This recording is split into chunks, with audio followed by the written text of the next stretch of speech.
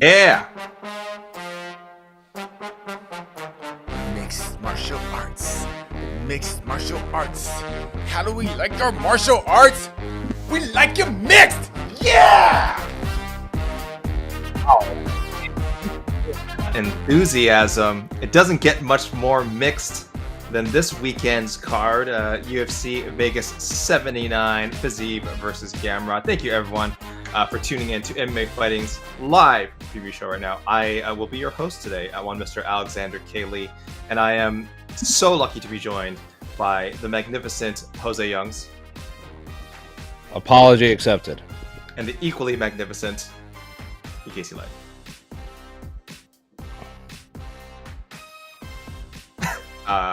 Okay, I don't know what you said. No sound. Yeah. Oh, okay. Yeah. It spoke volumes. Yeah. Well, anyone who's just tuning in to the weigh-ins, as I'm sure you guys all were, there was a little bit of drama at the end there. We thought Dan Argueta might not make weight, literally showed up in the last minute. And based on the feed I was watching anyway, shout out to ag.fight, I think they weighed him in on a side scale. Anyway, it's a whole thing. Isn't it AG fight? Ag. That's ag. Yeah, but don't you pronounce it's not Dillashaw? I don't know. It's a lowercase g. Yeah, I'm pretty sure it's AG fight. It's a Brazilian outlet. What does the AG? Shout out to Diego. What does the AG stand for? Couldn't tell you. Well, I say ag because I'm cool. That's how I pronounce it. I've heard it both ways. We're not here to talk about that. We're here to talk about Fiziev and Gamrot, a very, very cool main event. I actually think a pretty decent looking card. There's maybe a lack of stakes here, a lack of drama. We've had plenty of drama lately. Perhaps that's why I haven't quite gotten my blood up yet. But hopefully, talking about it with you gentlemen today and discussing with the fans in the comments will get me a little more excited. But on paper, a fine card, a fine fight night card. Nothing wrong with it at all. We got recognizable veteran names. We've got ranked fighters. We have fighters who certainly could be competing for a title in the future. We'll start off again talking about our main eventers, Rafael Fiziev and Mateusz Gamrot. Both guys, not quite in the lightweight title picture right now. Fiziev coming off of an entertaining loss to Justin Gaethje. Gamrot just squeaking out that split decision win over Jalen Turner. But I don't think anyone would question that it's a impressive performance on Saturday could propel them just that much closer to the top five. And once we get one of those squatters to kind of, plop out of there, Fiziev and or Gamrot should fit in nicely. But Jose, I'll go right to you. What's your level of excitement? Use whatever gauge you want. We've got all these silly systems here at MMA Fighting. We've got the gymnastics rating system that I always throw out there. We've got Jed Meshu's patented Michelin star system. Jose, evaluate this however you want. Tell me how excited you are and in what capacity. This main event fucking slaps. That's my rating. This main event is so good. Like, everyone that has followed MMA Fighting for the last several years knows I'm a big Mateusz Gamrot fan and I'm a big Rafael Fiziev fan. This main event is not gonna bring in the outskirts of the MMA fandom. They might use this as like a weekend off. Maybe they're burnt out for the last few weeks, skip the next few weeks, and then go right into the big Abu Dhabi card. But this main event is so good. Fiziev is one of the most violent fighters in all of mixed martial arts, regardless of weight class. Mateusz Gamrot is one of the most well-rounded fighters you'll ever see. I believe his only losses are to Beneil Dariush, and then he stumbled in his UFC debut to Guram, which was a short notice replacement. And I think that was his first professional loss in general, was to Guram in Abu Dhabi. And after that, he just rattled off a bunch of wins. And I have beating Arman Tsarukyan in 2022, 2023, whatever year that fight was. I rate wins over Arman very highly. And that's what Gamrot has. And then I rate wins over RDA and Brad Riddell very highly. So this is, as I like to say, the definition of just high-level martial arts. Don't care that it's in the Apex. Don't care if it's in a sold-out crowd. Jose's personal rating, I'm not giving it a number rating, but this main event fucking slaps, and I can't wait for this. I'm very glad this is a 5-round fight, because these two are two of my favorite fighters to watch, and two fighters that people should be tuning in to watch, because they don't put on bad performances.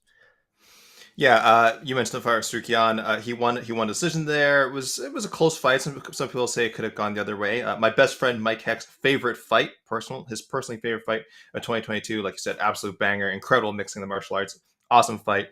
The fight with Kutadlatse, you could have made the case should have gone Gamrot's way, and that was a split call. So he has just had a ridiculous degree of difficulty. If you're just looking at his past few years, even in KSW, I rate Norman Park. But again, I'm an Ultimate Fighter guy. Norman Park, Ultimate Fighter guy from way back. Of course, a veteran of the European MMA scene. So they fought a bunch of times.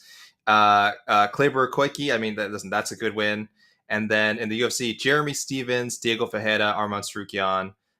He fought, but like I say, he lost to Benil. That's a tough fight, and then just fought top 15 guy in Jalen Turner. So Gamrot has been facing pretty much nothing but killers for the past like 3 years. It's been a hell of a run, and now he gets another one in Fiziev. Um, Now Fiziev, I think in the eyes of the more casual fan, I guess neither of these guys is super famous, but I would say Fiziev is maybe because he's a knockout artist, he's got that appealing stand-up style, maybe has a little more currency. I could be wrong. Jose, do you think he's closer? Do you think as long as he gets a win here, that he's maybe one fight away from title talk, while Gamrot might be further? Or do you think they're more similarly positioned? It's a good question. I think they're pretty comparable. I don't think one's ahead of the other, because Gamrot's lost to Beneil Dariush, who's top 3, and Fiziev's lost to Justin Gaethje, who's top 3. I think the winner of this, they're neck and neck right now, and I like this is the type of fights we need, where there's a lot of, like as you said, there's squatters in the welterweight and lightweight division where they're just kind of holding their spots, and we just want them to fight to see who moves forward in the division. This is that fight. Neither of these guys are top 5 ranked, I believe, and maybe they're probably in like the 7-8 range, and this is going to get them maybe to that 6th spot. I don't have the rankings in front of me, but that's just my personal rankings in the top of my head. Yeah, they're neck and neck. This is whoever wins is going to be. They're not fighting for the title in 2023, but maybe by the end of 2024 if they rack up a few more wins, and depending on who the champion is, because let's not forget when Islam was fighting Charles. Was it Islam? Islam was fighting. Might have been Dan Hooker or Charles Oliveira. One of the fights that Islam fought in Abu Dhabi. I can't remember which fight card it was, but Gamrot was on that card. He fought Beneil. 280? UFC 280? That sounds right. I don't remember. But whatever fight card that was, I believe it was Khabib took a photo of the press conference, and it was Gamrot was sitting behind Islam, and Khabib was like, these two will fight for the title soon. So if Khabib is already saying that, maybe he still has some sway in the UFC. Maybe Islam has some sway in the UFC. Gamrot's incredibly popular in Poland. Like, he is a big deal in Poland. Maybe that can push him a little closer too, because he has a more international audience. But Fiziev is, aesthetically the more pleasing fighter, like you said. So if he goes out there and just wheel kicks Gamrot, then you'd have to, which is not out of the realm of possibility the way this guy fights. And he's, again, never been in a boring fight. He wheel kicks Gamrot, gets an impressive victory, 1 or 2 wins away again. It's the lightweight division is the best division in MMA. Jose, you are spot on with your rankings, at least according to MMA Fighting's global rankings. We have Fiziev at number 7, Gamrot at number 8, and we're essentially the same as UFC's rankings. They have them 6 and 7, but we have, again, we include other promotions in there, so we just have Bellator's Usman or Magomedov slotted in there above them. But otherwise, yes, essentially 6 and 7 in the UFC. So, yeah, I think we all agree, really, like when we say outside the top 5, literally outside the top 5, and they just kind of need that opportunity to get in there.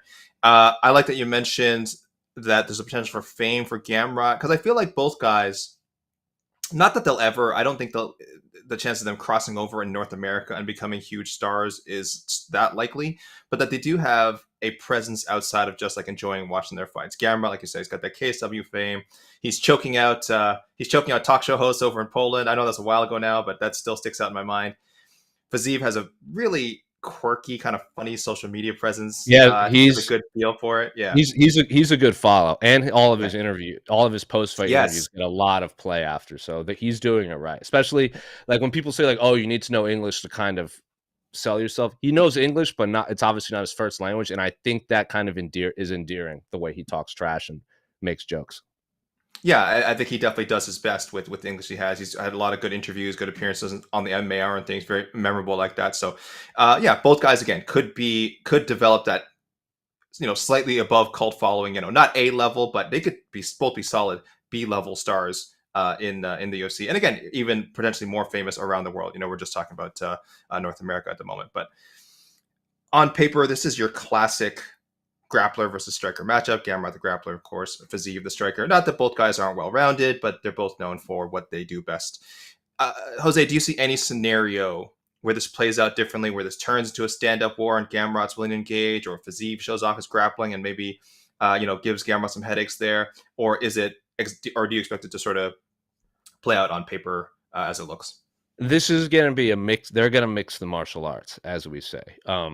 Fiziev, I would obviously give the edge in striking, and Gamrot, I would give the edge in wrestling and grappling. But both of their camps, they're not like the people that are in their corners are going to prepare them, and they've fought the best of the best. Like Fiziev has fought RDA, he's fought Brad Riddell, he's fought Mike Connell. Like these are good strikers and good wrestlers and grapplers. Gamrot, has fought the long, lanky grappler strikers and Jalen Turner. Like Arman Sarukian is one of the best, most well-rounded mixed martial artists in all of MMA. Carlos Diego Ferreira is one of the heaviest top games and one of the best grapplers in the division. And as Jeremy Stevens declared, he's one of the hardest hitting featherweights / lightweights in the UFC at the time. So these guys have seen it all in the UFC.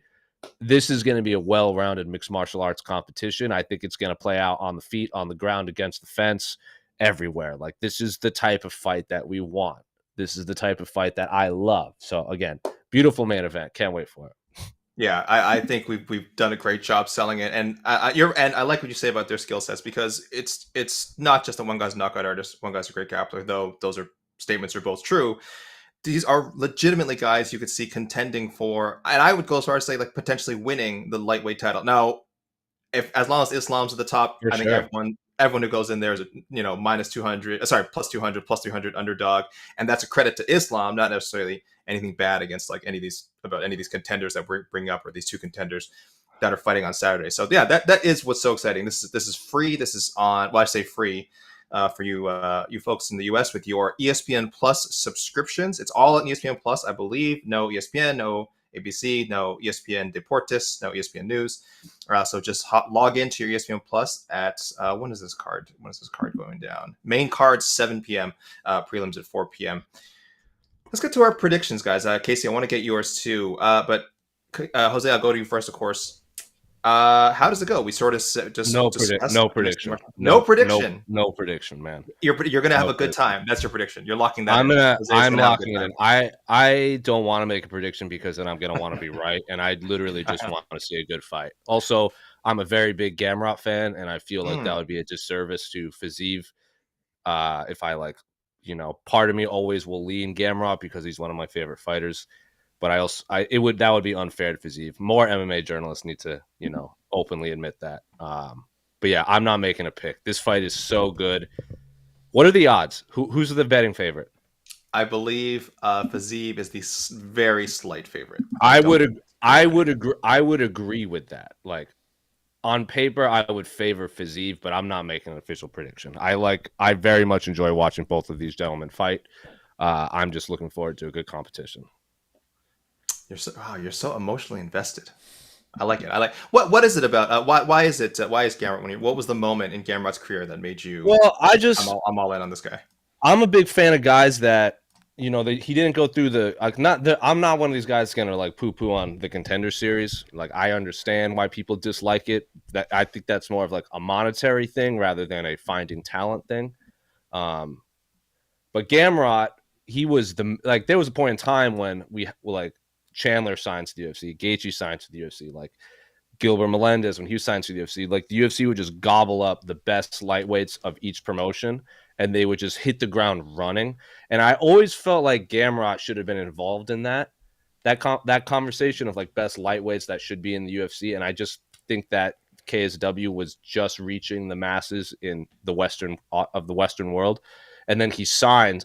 And he was supposed to hit the ground running, stoned against Guram, and then went 3 in a row and then main evented. And I just feel like he's proving a lot of people right. And I just really enjoy his style of fighting. He's just a really good, well-rounded martial artist. Like he'll heel hook you, he'll key lock you, he'll knock you out with punches. Like he's just he's a high action striker while also a high action grappler. And I really appreciate high action grapplers. I think we need to normalize fight of the nights where it's just crazy scrambles and everything. It doesn't happen enough. I just think like what Fiziev is just striking, just all action, high level, super exciting. Gamrot is the same with his grappling and wrestling. So I've always just been a fan of that style. Just go, go, go, and doesn't really.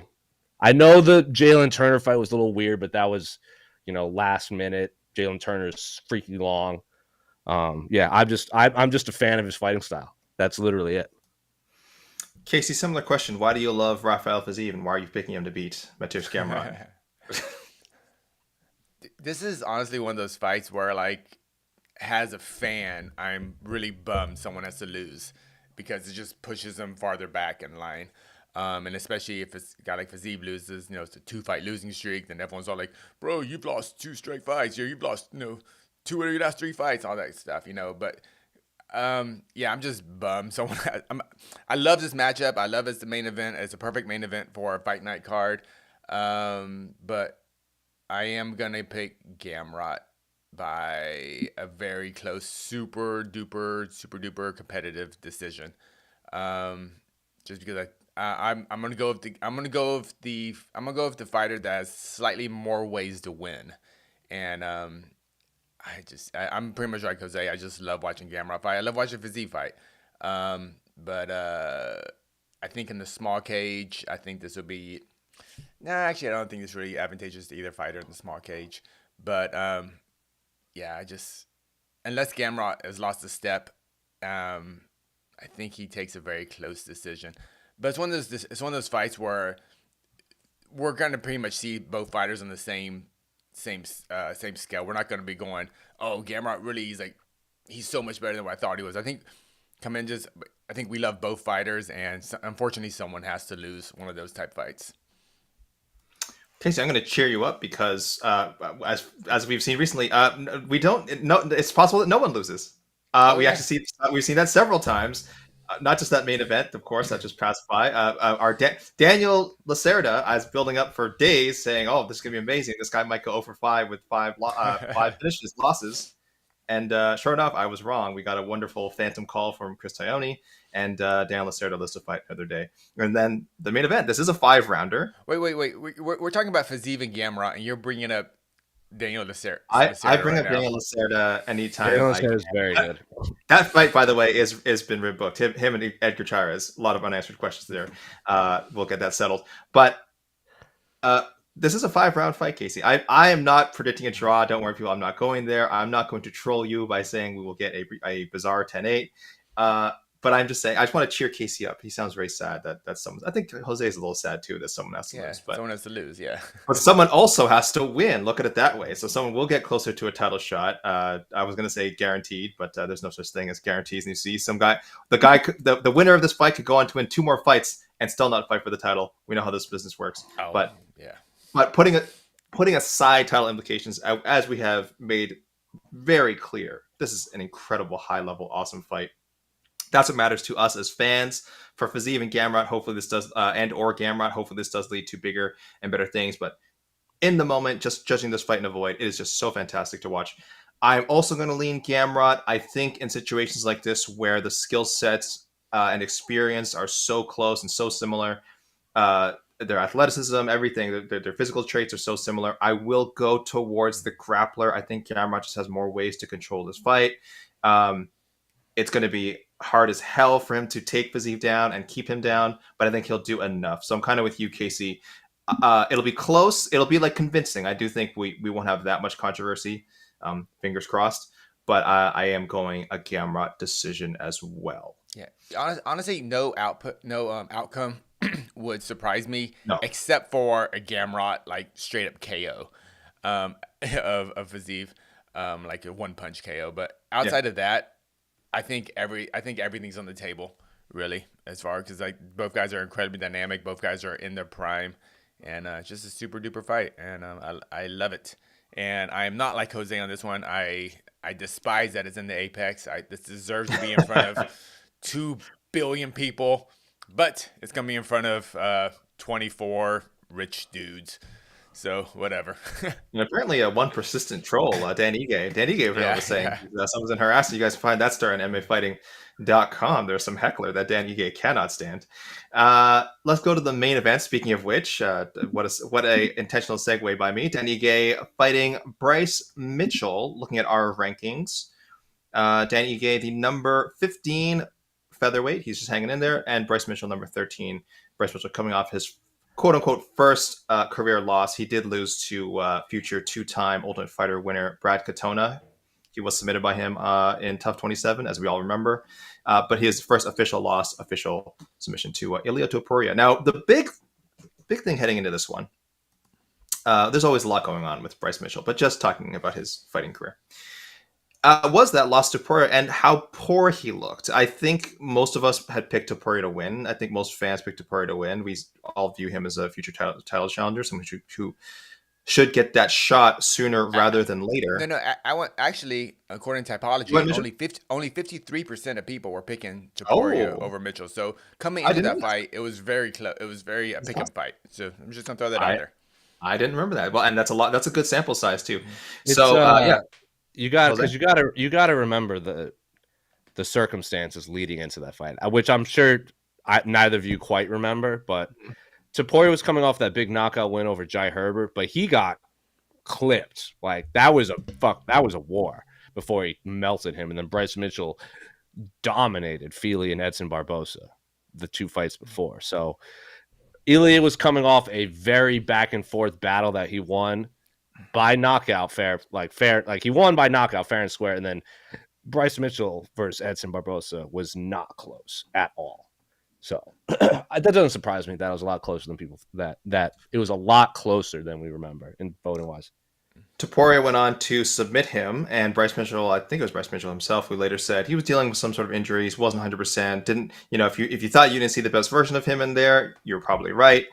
Either way, I see a lot of chatter now saying he was that lovely word in MMA. He was exposed. Bryce Mitchell was exposed, but I don't know if that's the case. I do feel like he had an off night. I kind of believe the injury story. He's been pretty active in the UFC. He came in off a flu, right? That's what he claimed. He basically he had. And even if you don't believe that stuff, I think Ilia Topuria is also just really good. So I don't know if that necessarily takes away from Bryce Mitchell, but I see a lot of I do see a lot of people saying that he wasn't. It kind of brought him down a notch as far as their view of him as a contender. I don't know if you guys feel that way. I don't know if you think this is a must-win for him to preserve his chances of ever fighting for a title, or if he can lose against a tough contender like Dan Ige and still bounce back. Jose, is this a must-win? No, because this division is so good, and you lose two in a row, you win two more after that, you're right back in the contention. I know that, and especially because what the featherweight division has going for it that the other divisions don't really have outside of middleweight is the champion wants to be active, and he wants fresh contenders. So like Ilia, remember he's like, oh, I'll fight Max, or if Volk wants to go to lightweight or whatever, and Volkanovski's like, no, don't fight Max Holloway, I'll fight you. And then so if he wants fresh faces, and say he beats Ilia and then Bryce Mitchell wins a few more, or Dan Ige wins a few more, and Volkanovski's like, hey, fresh face, you might not be top 5, but you've won 3-4 in a row, I'll fight you right now. I think that anyone in the featherweight division of the top 10 that hasn't fought the champion is only a few wins away from fighting the champion, especially if it's Volkanovski, because he has been very vocal that he wants to be active. He wants to be a fighting champion, especially if the lightweight division is like Gaethje's going to fight for the title next. Seems like Volkanovski is going to stick around at featherweight until he gets another shot at Islam, especially if Islam is the champion. So yeah, I don't think either a loss for either guy, Ige or Mitchell, throws them out of contention, especially with Volkanovski at the top. Wow, that's optimistic. I like that. Very, very Prince of positivity of you, because I have a dimmer view of it. I don't know. I feel not like even positivity. It's just realistic. And I feel like both guys are in that mix of Volkanovski is always saying like, oh, I need guys to step up. I need guys to step up. I need them to stamp themselves as the number one contender. And I feel like both these guys are pretty far off. But I don't know. Yeah, maybe Ige crowns Bryce Mitchell in the first round. Maybe Bryce Mitchell, dominates him and wins a dominant decision or gets a submission and changes the whole narrative. I don't know. I it's weird. I'm just viewing this as a weirdly risky. Like I don't know why. I'm more fixated on what both these gentlemen have to lose and they have to gain. Casey, am I being too negative here? I'm supposed to be the positive one. I'm being too negative. Am I too? You guys are talking about not liking the fact that one of the guys had to lose in the main event. I'm worried. I'm like, ooh, because Jose, you mentioned the depth and like what a Shark Tank the division is, and yes, it's you can go on a run, but also that depth is also works against you. So I don't know, Casey. Am I being too negative? Slightly, I think. I think. Are we talking about must win in the sense that they're going to be fighting for a title within like a year and a half? What Like do you mean if must no, win? I Or mean must I mean win, like almost. for their jobs, you know? No, definitely not for their jobs. But I mean, like, I feel like if Mitchell, especially if he loses this fight, because at least Dan Ige has been around for a bit. I feel like Mitchell, if he loses this fight, especially after the way he lost to Ilia Topuria, that he's going to fall on that list of people that's going like, just people's going to write him off as a contender. Yeah. I think that's possible, but I don't know. Maybe Jose's right. Maybe it's easy for them to Uh, get. if he loses the same way, in the same dominant way that Topuria beat him, then I think we're more questioning. Okay, Mitchell's just kind of he hit his ceiling. Not necessarily like he's exposed or anything. It's like, okay, he's just it's an incredible feat to be a top 10 featherweight in the UFC. So when I say just a top 10 featherweight, I'm not trying to just diminish that. But I just think Bryce Mitchell could, if he loses his fight dominantly, he's still a quality featherweight. I feel a borderline top 10 guy who obviously needs to expand his game a little more, because now everyone knows what they're getting with Bryce Mitchell. Maybe a little before, kind of threw some people, kind of surprised some people how dominant he was with his ground attacks. But if guys like Topuria and Ige can't prepare for that now, and when he hits that kind of upper echelon of featherweight, maybe it's just time for Bryce Mitchell to just improve his game. But I don't. But I don't think. Yeah, I just don't. This fight's a fun fight. I like the fight, but I don't think it's a must-win for either guy, honestly, because I don't think either guy is really in a title shot contention with next year and a half, especially Ige. I don't think Ige. Yeah. But Mitchell, even if he loses, I think he attracts so much attention from everyone, good and bad, that I feel he'll be fine. Casey, give us a prediction. Give us a prediction for the fight. What did I predict? Oh, have you done your topology predictions already? Yeah, I did them. Oh, look at you. Doing your homework ahead of time. Yeah. What did I put? I have it here. Dan Ige decision. Do you think he keeps it on the feet? You think he's managed to just keeps it on the feet and shows off that boxing, or do we get to see some of that highly vaunted like Ige jiu-jitsu, which I mean we see sometimes, but not? I think Ige's top game will negate a lot of Mitchell's ground attacks. I don't think Mitchell's going to be able to get the takedown on Ige consistently, and I think Ige's boxing will beat up Bryce Mitchell, basically. I think this will be. I feel like Dan Ige is kind of a Ilia Topuria light. I think Ilia Topuria is just like a better version of Dan Ige, and Dan Ige is obviously a very good fighter. I think this is a better matchup for Mitchell, but I still think Ige has the advantages to win a competitive decision. Okay, Jose, where are you going? Which direction are you going with this?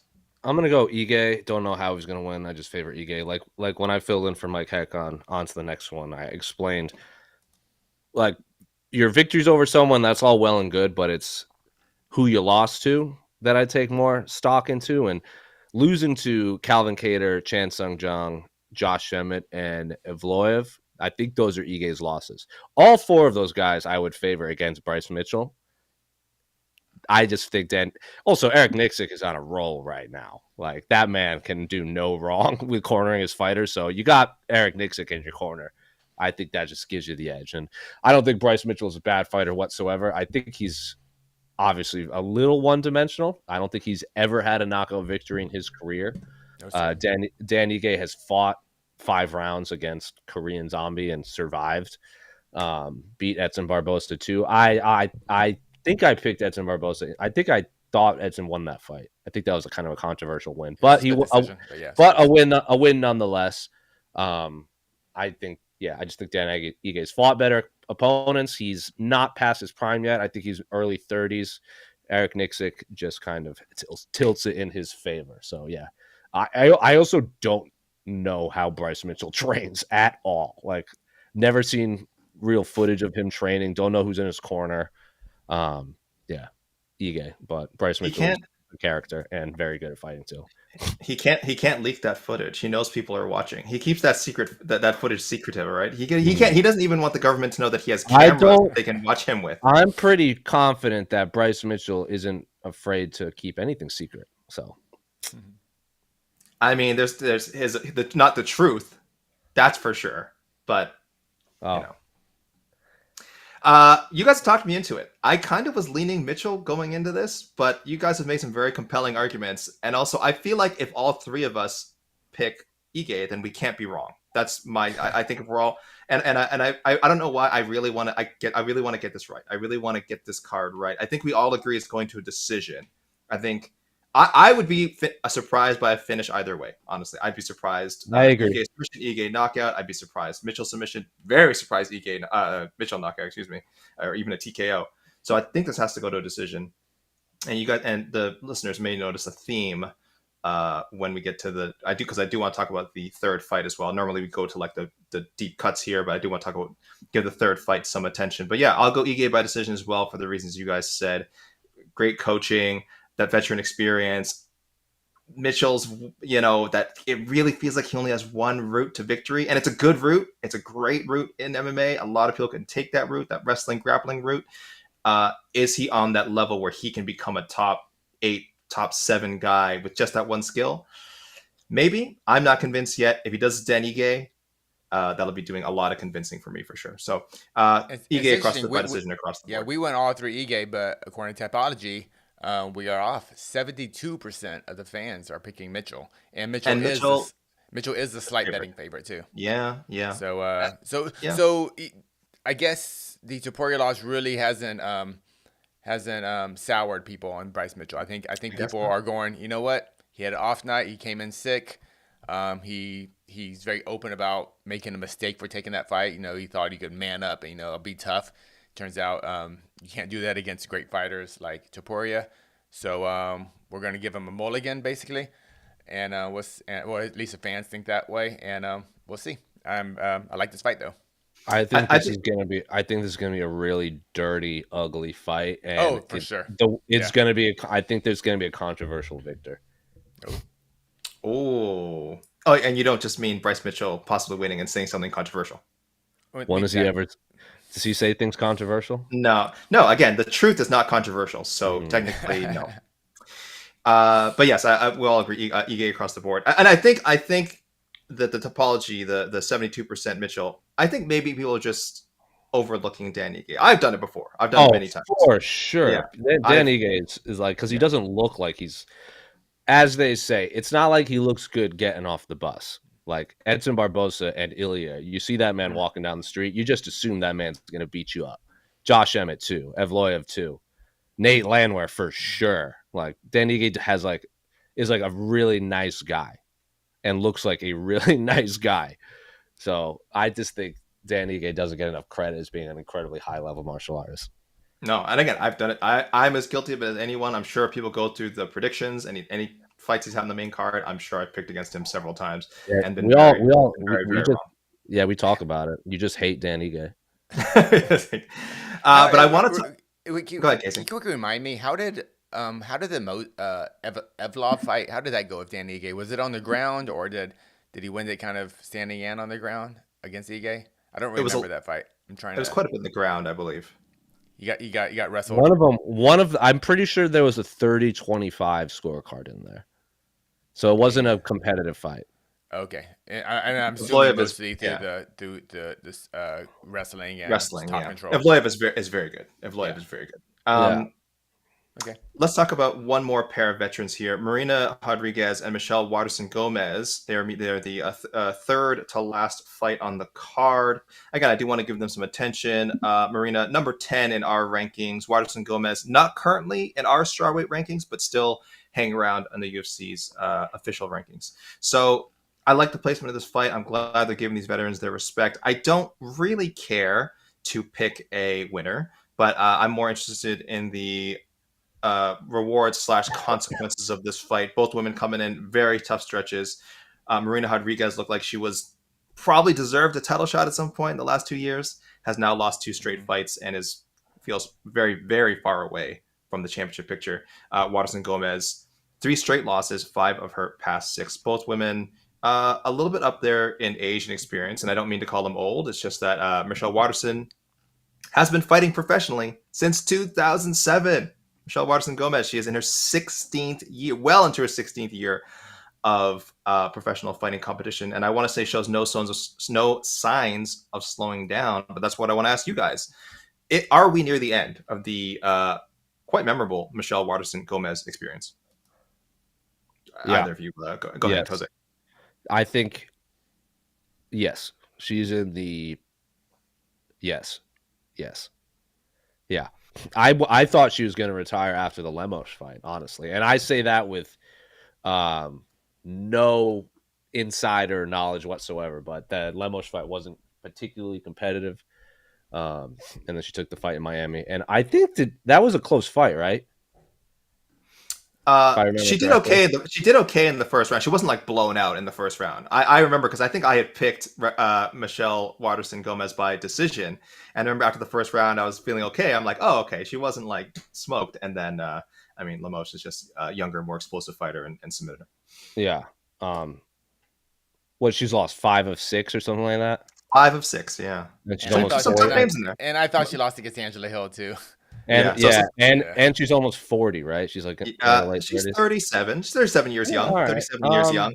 But look at this run of names, though. I know. Off the top of my head. Yeah, go ahead. Joanna, Carla, Angie, yeah. Marina. Yes, that's the first time. Yep. Amanda Lemos, and then I cannot remember who she fought. Her most recent fight, yeah, Luana Pinheiro. A very close fight. Those are monsters. And then even if you look at before that, her losses are to like Tisha Torres and like Rose. Like literally like 5 of like over the last 10 years. That's the best strawweights in the world. Like I love her fighting style because she's just down to fight whoever. She's like next woman up. But yeah, I would imagine she's closer to retirement. But I will say Casey probably knows better than me. Casey, I'll tell you in a second, but I will say the fan, you love her, the fans love her. I'm a fan. The UFC loves her. She has been such a great, I think, ambassador for the UFC. Someone who they love sending out to do media. Again, because she's just so seasoned. She's just been in this business a long time. She's not going to make a misstep. She's pretty loyal to the promotion. So I think as long as she wants to keep fighting, I have a feeling they'll let her do so. But yes, I guess Casey, I have to go to you. You'll know a bit better. What's your read? Is it time for the Karate Hottie to lay down the gi, as it were? I don't know where I was going. I don't think that. This is just a weird fight for the UFC to book. It doesn't really make a lot of sense. No. More than anything, this fight's just odd. Let's not forget the first time they fought. That was like a last minute throw together at flyweight. Oh yes, okay. Yeah. That wasn't even a strawweight because they needed a main event, and Karate Hottie and Marina volunteered. Yeah. So it's just kind of I still think it's just kind of an odd fight, putting 2 kind of veterans together, that with no real purpose. I don't know. It's just, but as far as Michelle Waterson, is she coming near the end of her career? Of course she is. Is this, if she takes a bad loss, is this the last night? Is this the last time we're going to see her? I very much doubt that. I would hope Michelle Waterson kind of gets her last UFC fight in front of at least a decent sized crowd. I think she's earned it. But this fight really should be tailor made for Marina Rodriguez to win. They're about the same age, but I feel Marina has less fight years on her, and I kind of expect Marina kind of to win this pretty handily. A very, very pedestrian, 30-27 victory for Marina Rodriguez. I don't really expect anything big from this fight, but I think Marina Rodriguez should kind of dominantly win, and Michelle Waterson Gomez will go on, and I'll probably fight just a newcomer, to the UFC, and that her next fight possibly could be her last fight, though, depending. And you would love for that to be in New Mexico, right? If that could happen somewhere in New Mexico, Or I think that would Vegas. be, Or Yeah. Vegas would be nice too. But Vegas, just in Phoenix, front New of people. Mexico, Yeah. Southwest. Yeah, just somewhere. Yeah. if it would really mean a lot to me as a fan if she got the same kind of ending that we just saw with Robbie Lawler, that we just saw with Korean Zombie. Like I'm not. People can judge how they want, like how if she's on the level of those guys. But I think as far as popularity, certainly way up there. I think And she's gonna get the same retirement as like Roxy when she lost, and she came and did a press conference even though she lost. Dana I would hope so. Say about that. Yeah, I don't think she'll get the video package, but even Dana spoke about Roxy when she lost, and I'm sure he will with Michelle.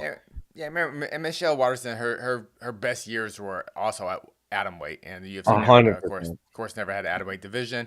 And for the fans out there, if you can, go watch Michelle Waterson versus Jessica Penne. That's a banger. One of the best championship fights I've ever seen. So go check it out. It's an atomweight fight, atomweight championship fight in Invicta. Find it, you'll love it. So she headlined her second, like she was headlining fights right away almost. Yeah. Like she won her UFC debut on a really stacked card in retrospect, and then it was the day after 189, so like not a lot of people watched it. But then her second fight was against Paige in like a main event. She's had a great legacy. If Michelle Waterson Gomez is out there, we apologize for like eulogizing you. Like we said, as far as we know, maybe she wants to fight for another 3 or 4 years, right? We don't know. But if we are near the end, it's never a bad time to show, I think, your appreciation for someone's career. And she's had a very, very, very, very good one. Maybe never got to that UFC title shot, but like you guys said, Invicta atomweight champion at one point, was one of the 3 best atomweights in the world. I won't go as far as say number one. I mean, we know Ayaka Hamasaki was out there, and Japan has had a strong atomweight contingent, but absolutely in the top 3, and that means something. I think that means something. So I'm glad. I just want to talk about the fight. Don't care about the winner. Like we said, it's a weird fight that they're even booking again in the first place. But I guess, like Jose said, they're kind of, at least it's more of a formal, prepared fight as opposed to both women stepping up for the promotion to give them the main event. Let's talk low-key banger before we get to some questions here. Anything jumping out at you, Jose? And I'm going to ask you to pick one fight. Jose, I know how you are. You want to show everyone love. I get it. You know every fighter. You got to pick one fight. One fight. I just pulled up the card right now. Okay.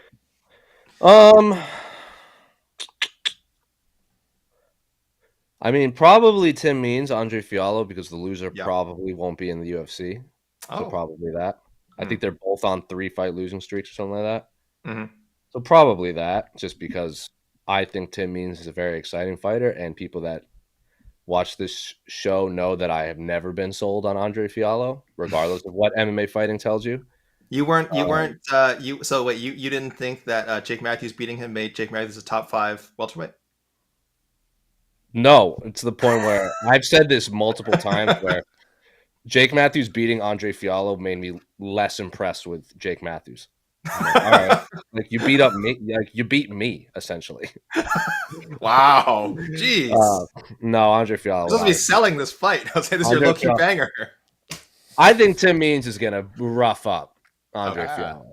Okay. I think Tim Means is very good at mixed martial arts, and I also very much like Tim Means, where he's like Kevin Holland, where you'd be like, "Oh, who do you want to fight next?" Because like going for the belt and stuff, he's like, "Bro, this is my day job. Like, this is how I make money. Really don't care who I fight." He's like Henry Corrales, where Henry Corrales once said, "I don't know why they call me. I just answer with what date am I fighting." That's essentially Tim Means. You could put him against anybody, and he's like, "What am I getting paid and where?" I enjoy watching Tim Means fight. I used to train at Power MMA for a bit, so I saw him, crush some pads, and I always felt like he was, at points, he looks like the best fighter in the gym, and then when you get to the octagon, you just run into like Matt Brown or Thiago Alves, where they're also like, does that make sense? No, he beat Thiago Alves. Yeah, but like I that got was you. that was a tough fight. Oh yeah. Like we also got beat by Matt Brown, so it's like Mhm. Tim Means. I think at any point in time could have a banger fight against anyone in the welterweight division, Oh or yeah. get dominated. Like it's one or the other. There's no like it's either a war and he wins or he gets dominated. I like Tim Means a lot. That's my low key banger, and I honestly think this should be on the main event because Tim Means has how many fights does Tim Means have? 50. This will be his If you told me 50th Tim pro Means had fight. 60 MMA fights, I would believe you. He has been fighting professionally since 2004, Jesus and he Christ. is 39. He will turn 40 next February. So the Dirty Bird has been around. As I always tell people, don't gamble on MMA. If you must, use DraftKings promo code the MMA Hour. Tim Means right now plus money, plus 136. He is a slight underdog. So if you guys have faith in one Mr. José Youngs, feel free to splash a little And it's cash on crazy. Tim This Means. is- And you can blame José Youngs if it does not go your way. This will be his 28th time making the walk to the UFC octagon. It's a 28 lot. times. Yeah. That is wild. That is And wild. I remember when he signed to the UFC. Like I had just started covering MMA. I think he was like 15-1 or something like that. He's fun, man. And he was a 55er. Do you remember that he was one of those fighters that, not notoriously, but he passed out in the sauna and wound up. Oh yeah. I think that was his last fight at 55. He's passed out in the sauna, hit his head, and then he was out of the fight. That's right. Who was he supposed to fight? Ooh, I remember that. I don't know. Oh, That's a while I'm back. going to the Google machine right here. Who was that? Sean Strickland? No, it was a That would be 55 hilarious. fight. He was scheduled to fight. Maybe it was Donna Cerrone. Was it Donna Cerrone? No, I don't know. I don't know who it was. Where is that fight? I don't know. Yeah, actually, it was not easy to find. No, but yeah.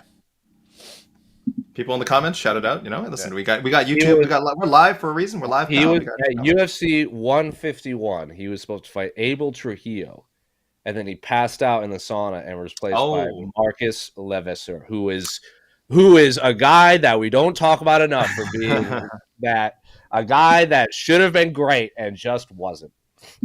Now, this was his first run with the UFC. He has two. He's had two separate stints, right? Yeah. He after he lost, he came to the UFC, won 2 fights, and lost 2 fights. Then he won 2 fights outside the UFC, and he's been back ever since. Jorge Masvidal 10 years ago. He fought Jorge Masvidal 10 years ago. That is some wild stuff. But yes, pro fight number 50 for Tim Means. Another fighter. I'm not. He fought Bobby Green in King of the Cage. I didn't know I that. love that. Dude, he Lifetime fought his fourth Beat Bobby fight. Green. Yeah. His fourth ever fight was against Spencer Fisher. That's crazy. What a That's career. crazy. He debuted. He debuted the year Raul Rosas was born. That was his first pro fight. Casey, do you have a banger? You got a banger looking at this list here? Oh, I'm going the return of Mizuki Inoue. She's been out for a few years. Yes. I've always been a big Mizuki Inoue fan. I think she's just a super talented fighter. Probably the fastest hands at atom weight, and she's been out for lots of injuries. She had a tough run. She lost against some very talented fighters, but her last fight 3 years ago against Amanda Lemos, but yeah. So her losses: Amanda Lemos and Verna Jandiroba. I know she lost to Alexa. She lost to Alexa in Invicta.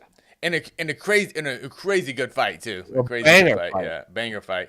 And it was she lost to Karolina Kowalkiewicz in a banger fight also. Yeah. So her losses, she's lost against really good fighters. But I'm just excited to see her back. Hopefully she's healthy. And now she's like now she's 29 years old, so she should be in her athletic prime right now.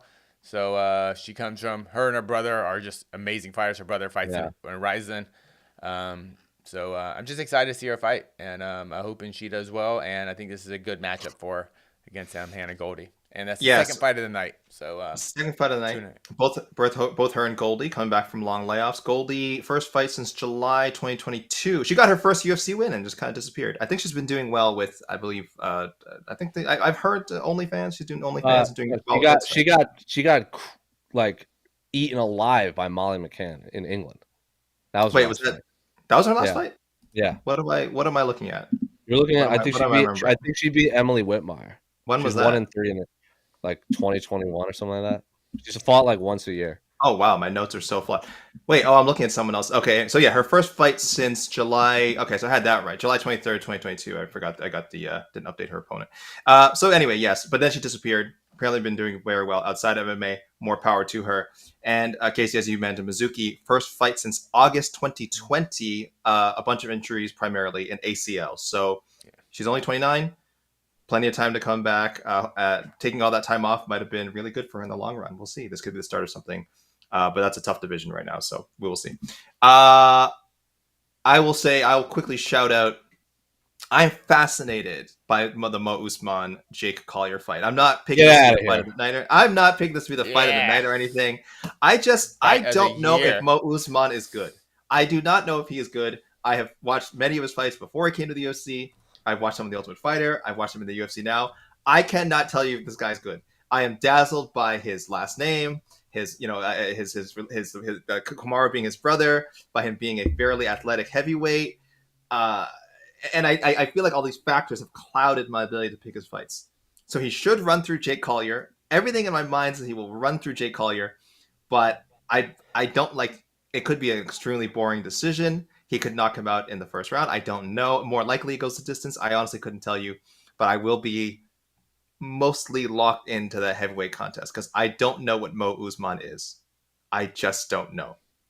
It feels like he should be a contender, but if anyone's watched a good, like, healthy portion of his fights, he's fine. He's fine. He's an adequate heavyweight. He looks good coming off the bus. Looks great coming off the bus. He's Kamaru's brother, but bigger. He's got to be good. How can he not be good? And I've watched him fight many times and often go like, wow, this guy's not what I expected.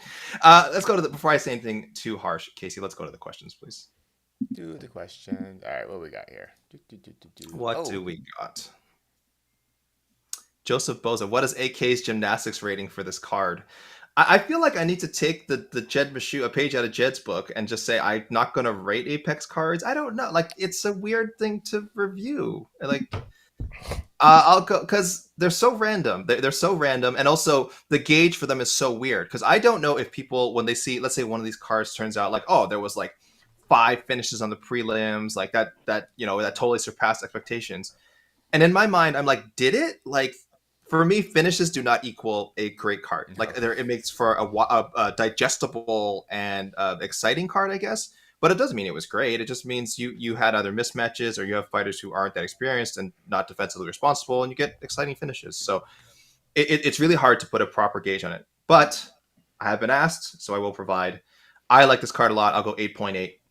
Which is pretty high. I know, pretty high. Especially since I'm predicting the last 3 fights to go to a decision. But I think they'll be good decisions. I think the Fiziev Gamrot fight will be a thrilling 5-rounder, and I think Mitchell Ige for 15 minutes are really going to test each other. So I'm definitely looking forward to those. The prelims maybe leave a bit to be desired, but there's intrigue here.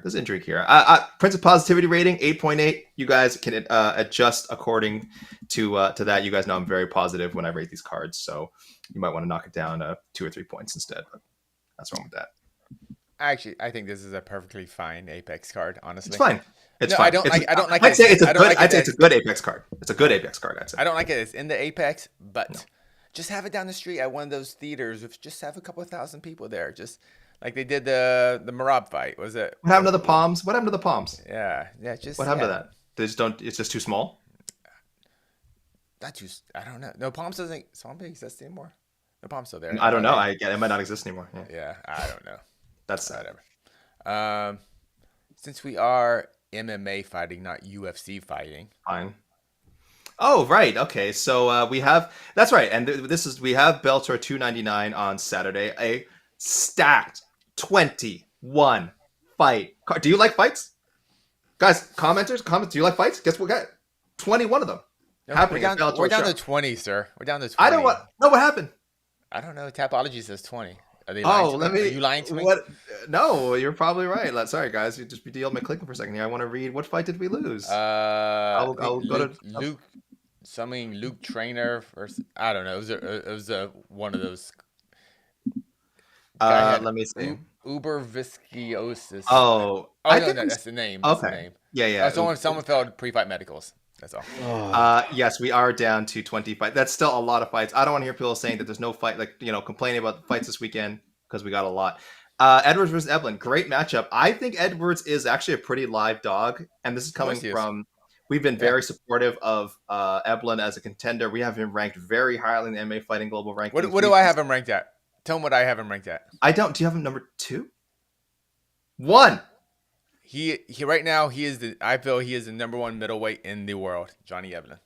If you have seen our rankings and you see the ones next to, you see six number ones next to Sean Strickland, 1 next to Dricus Duplessis, and 1 next to Johnny Eblin.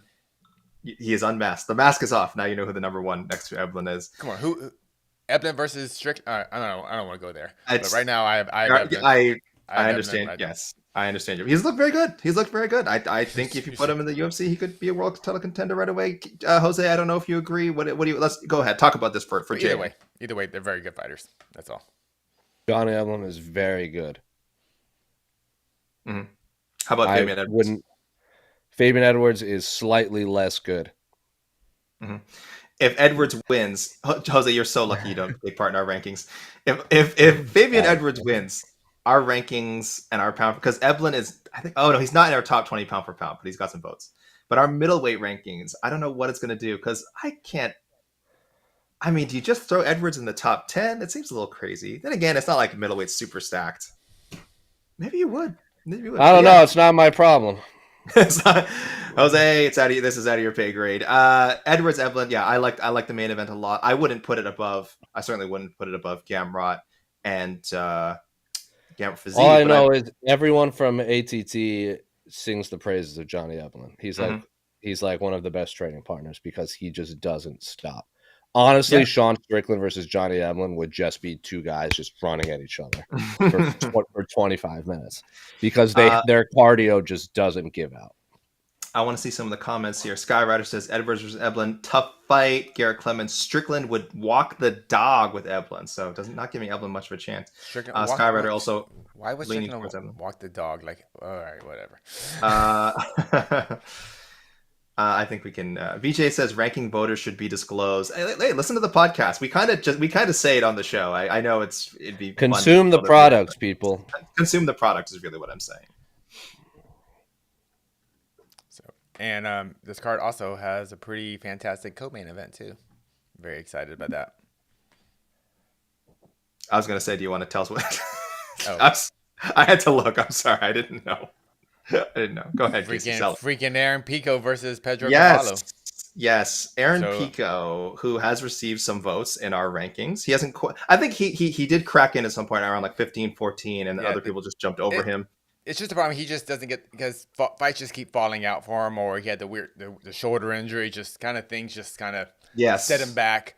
But the whole Aaron Pico kind of experiment is really based on his potential, and I think everyone just go, man, that guy's got a lot of potential. He just needs the matchups to prove it.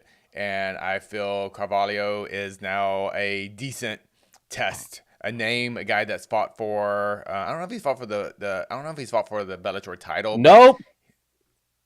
Okay. Yes, he has. Yeah, he has. He beat it was, but I think it was Pitbull, but I think it was in one of those Grand Prix in front of nobody. Yeah. Okay. So it was like he fought Pitbull by default, and it was not an enjoyable fight. Yeah. The Pitbull decision? Or no, Pitbull just ate him in like a minute. Like it was not competitive. Not enjoyable for Pedro. Gotcha. All I know is that fight, like Pizzi, because Pedro Carvalho is a Portuguese, like he's Portuguese in the sense he's from Portugal, and he fights in SBG. So Pizzi was like so high on him, and then when he signed up to fight Pitbull, there was like Guy Guilherme Cruz on our site did one of those like where he had both guys talk trash at each other in Portuguese and then they translated it.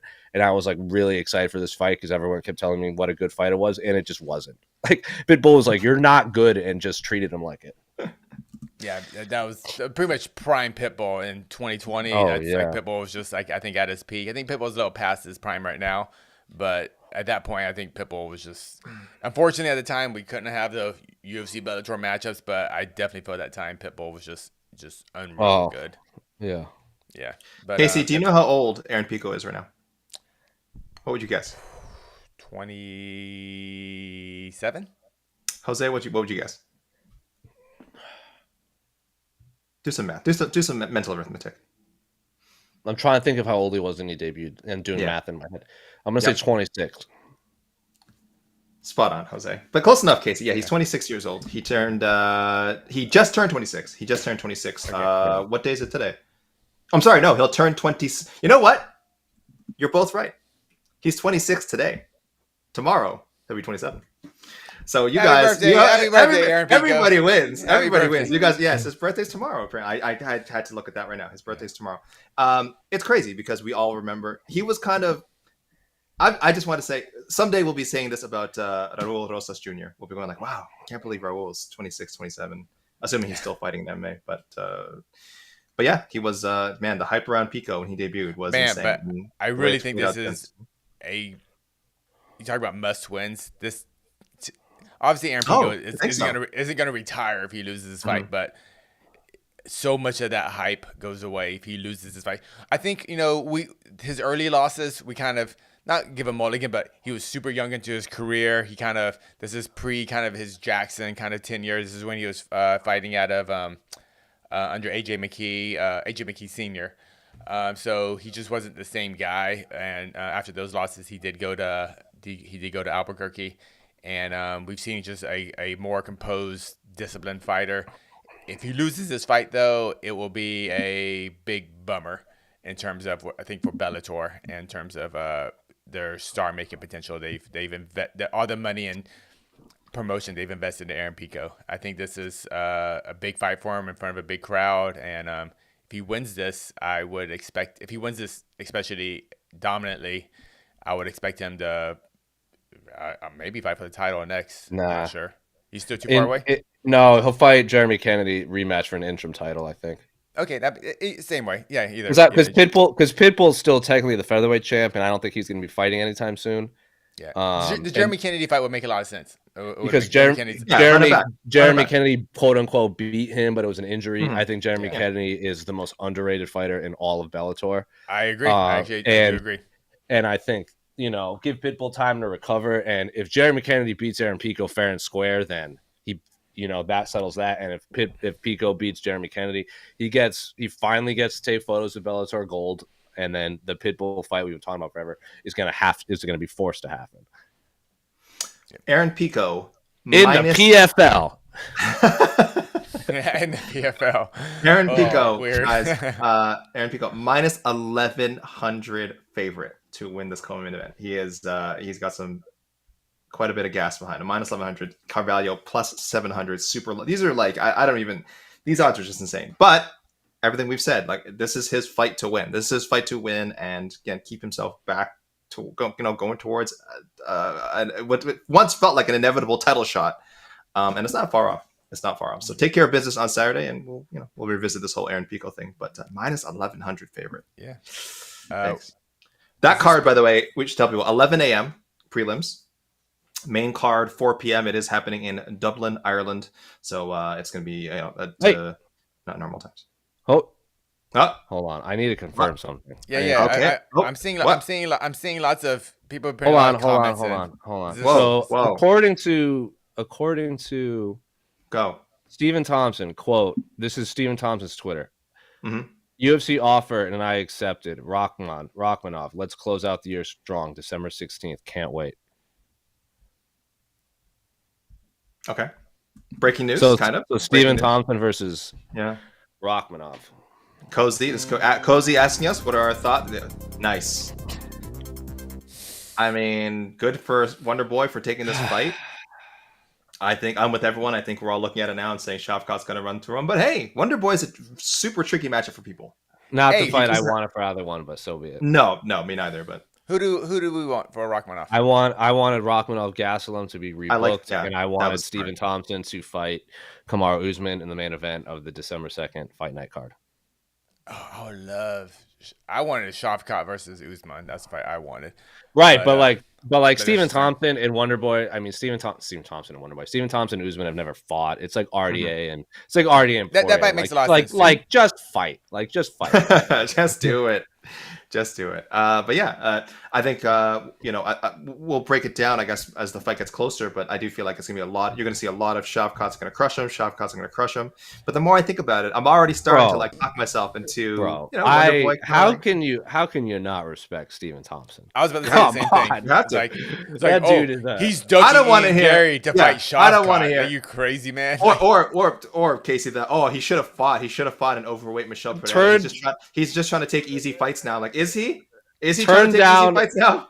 Turn down Ian Gary to fight Shavkat Rachmanov. Like, bro, come on. Yeah. Yeah, respect this man. Respect. I don't want, Stephen I don't want to fight this grizzly bear. I'm gonna fight this silverback gorilla instead. Yeah. Like, have fun with that. With the really cool hat. Casey, one more we want to squeeze in here, or we? Yeah. What else I got? We'll squeeze in one more.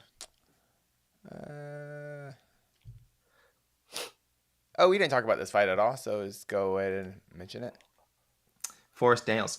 Brian Battle is very durable with decent cardio. Jose, aka Casey, can you see Battle losing the first round, coming back in the second, and getting the submission or KO victory? He is fighting AJ Fletcher. Man, I honestly haven't thought about this fight that much. I could see him. I don't mind AJ Fletcher. I could see Battle dominating the fight. I'm pretty high on Brian Battle, at least the level that he's competing at now. I don't know what his ceiling is, but I do consider him to be, at the top of the tier that he's currently competing in.